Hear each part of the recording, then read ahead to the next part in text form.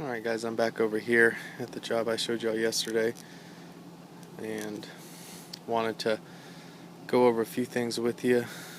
I had to adjust the airspeed a little bit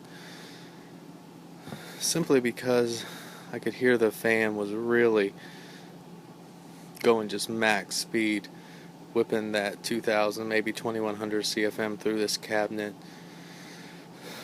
I also stuck my ammeter, you can see it over there in the disconnect, and she was pulling 6.8 amps on the blower. Of course, about 0.2 of that's a transformer, and the nameplate was 6.6, so everything was pointing to this thing was really moving a lot of air. I was also worried about maybe starting to suck condensate off the coil, which I don't want that to happen. So I took a couple more readings today. I actually drilled a hole right here so I could see what the drop was across the coil, and I was just extremely surprised. I had 0.6 across my dry coil at the highest fan speed that I had originally. So I bumped it down to medium high, the next highest setting, still getting 0.52 across. 0.45 total static. Now my medium high, here's my individual readings, 0.26 in the return. Supply didn't change very much between either one.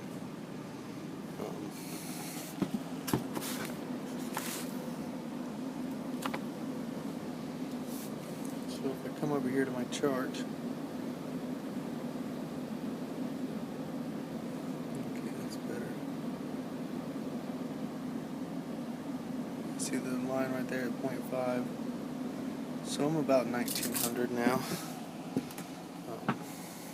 But I guess to get 2000 CFM across one of these D chassis air handlers is just a little bit much.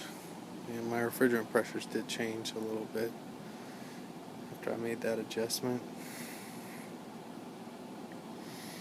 I just thought I'd go over that with you guys too. Okay, so what I did here was I took some quick measurements of the size of the coil.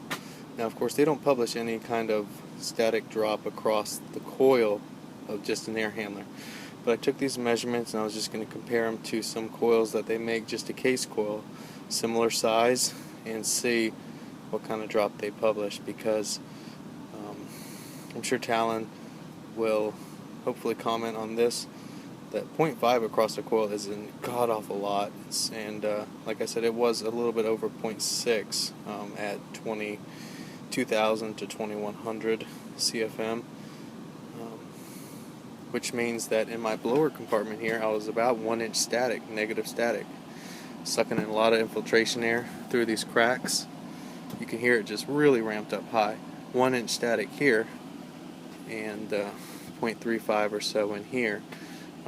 So just a lot of drop across that coil. I don't know if it's normal or not yet. Okay, so I was doing some other work at this house besides just playing around with my unit, and the other unit in this house is up. You see the light a little bit. That's where we were, on the other side of this big cathedral ceiling. So this unit's on the other side of the house with some bedrooms.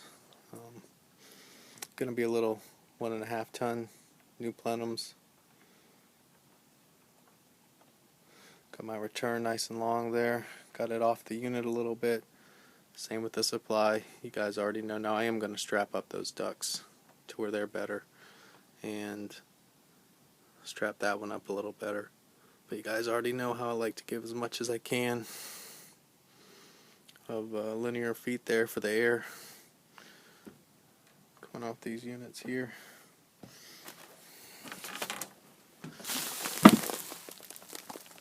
So we got that one over there off the end, and all this one had was 2 8s and a 7. So it was no surprise to find the old unit pretty rusted out with that low airflow. And yeah, you see that spider box? That's what the whole house is like.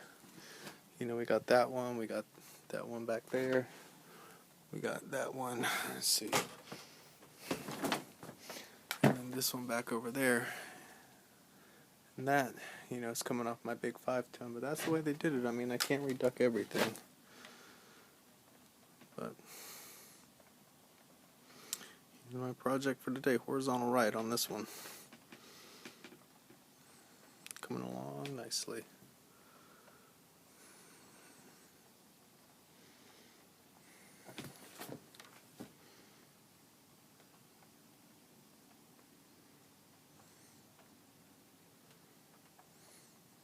Here's an outside shot of the house. A beautiful house. 4,400 square feet. And we're hoping to condition that with 5-ton on this side, all the way to right about there. And then that little office, and then there's bedrooms back in that corner. There's a great room inside there. But 4,400 square feet. And 5-ton on this side, 1.5 tons on that side, and those bedrooms and little office. So made a pretty good job there.